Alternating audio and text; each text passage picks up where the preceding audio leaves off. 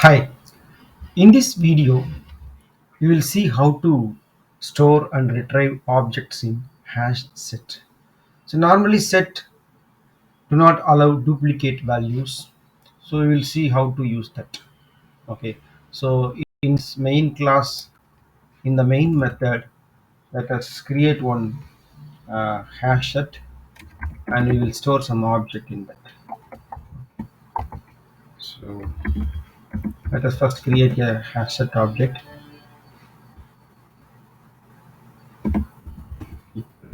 New HashSet.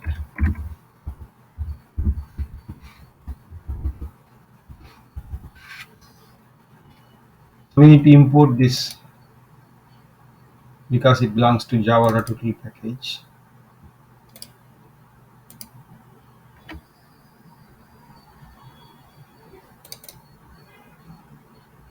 Right.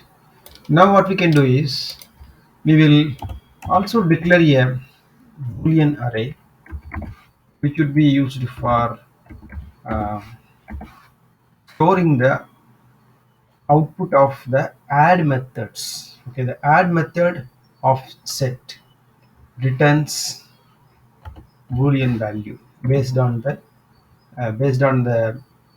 thing like if you add a unique object to a set as set, it will return true. If you add an object but that object is already available in that set, then the hash set will not allow the duplicate values. So in this case, this object will not be stored and the add method will return false. So we will store the return values in this boolean array. Okay.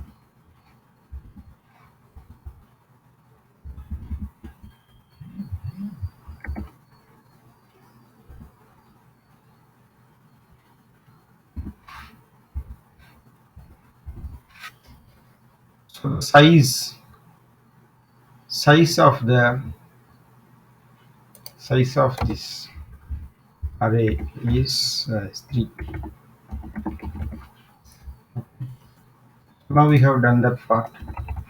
Now what we can do is we will add some values to this set and store the return values into the array, boolean array. Okay, so let us store.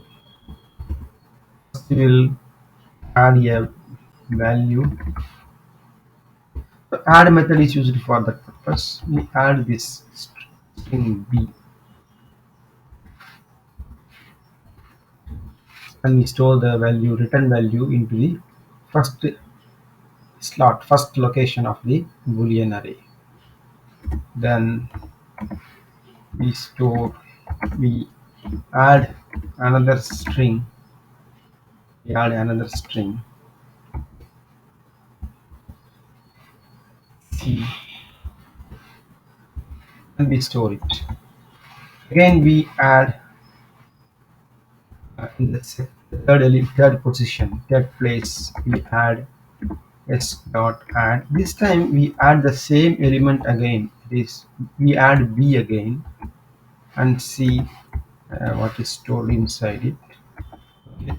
So now what we can do is we will iterate this boolean array and display the values. So for that we use for loop. For int I equal to 0, then we compare against the length of this boolean array. Okay, compare the I value against the length of the boolean array b dot length. Okay, length is actually represent how many elements can be stored. Then we can increment the array this I. Okay, so now we can print the value using system dot out dot println.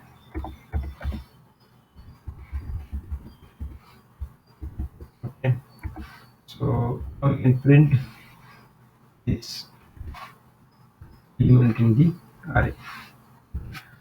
So this is how we can do that. Now we can also um, print the value stored in the hash set. So how to do that? So for object Oh, yes. Then we can print value inside the O object. So system dot, we are iterating the set. System dot out dot println, and we can print the value. Value inside inside set. Simply print O. So now we have done this code. Let us run it and see the output now. Okay. So let us run this code now and see the output.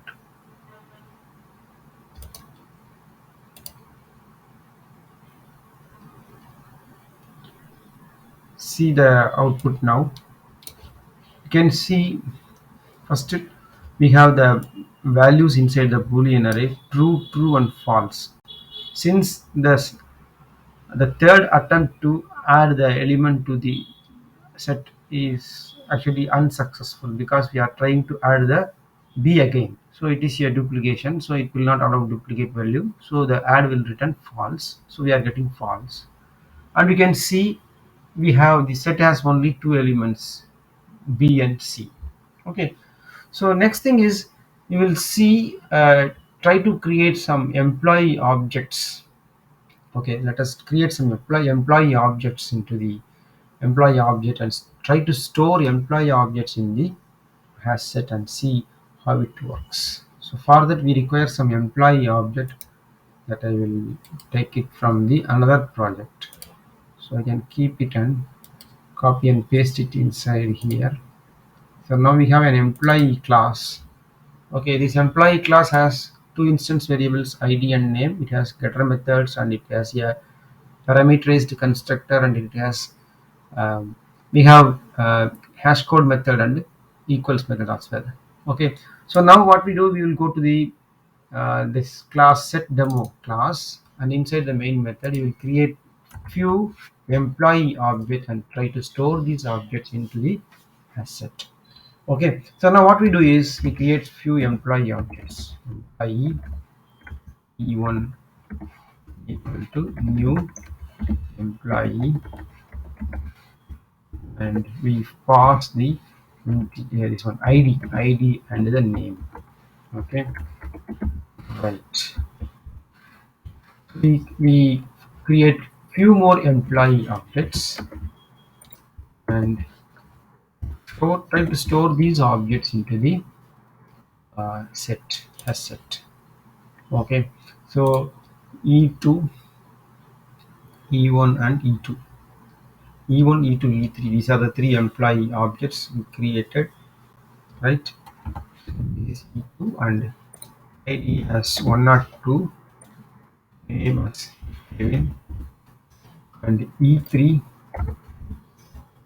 id as 103, name as Ruby. Okay, so these are the employee objects that we have created. Now we can create a hash set. Set uh, s equal to new hash set. Okay. So we need to again import. How to import it? Just import it. Yep, import this hash set and import this set also. So now what we can do? We need a boolean array to store the result of the add methods. So okay, so we will create that part also. So we can copy it from here. It is also fine. So we can copy this line of code from here and put it here. Now what we do is we will um, call the add method to store employee objects into the set. Yes, dot add, and we pass e1. Okay, since e1 is not already available, it will be added to the set. Then we pass e2 into add method. Using add method, we pass e2 object to the uh, asset. This time also e2 is also already not available, so this time also it will be stored. The third time we try to pass again the e1. In this case, it is a duplicate, so it will not be added to. It will not be added to uh, the asset. So the add method will return false. So that we will also iterate this boolean. We will again use this code to iterate it and see the output. So we iterate the boolean array and see the print the elements in the boolean array. Also we can print the elements inside the hash set. So how to do that? We use the for object o colon yes. Use the system dot out dot println and we print object inside set and we print the object. Okay, so now let us run this code once again and see the output now. Okay, so we will run this code this time. See, it is printing true true false because third time we are trying to store the e1 again, so it is a duplicate value, so it is not allowed. Then object inside hash set is printed. It is actually something not readable because we have not implemented the toString method. If you implement toString method of an object of a class, then you will get a meaningful readable output. So how to do that? Go to the employee class, okay, and include the toString method. ToString method actually belongs to object class, and we can override that class inside our class. So we will override this toString method. A shortcut way is we can use the Eclipse support. So click source and click generate toString, and we want the method. So we want id and name. We want to implement toString with these fields, instance variables id and name. So it is selected, so we can leave as it is. Then click ok. Now we got the toString method implemented in our employee class. Now we can go to the set demo again and let us run this code again. This time you can see some meaningful output. Okay, so let us run this code now.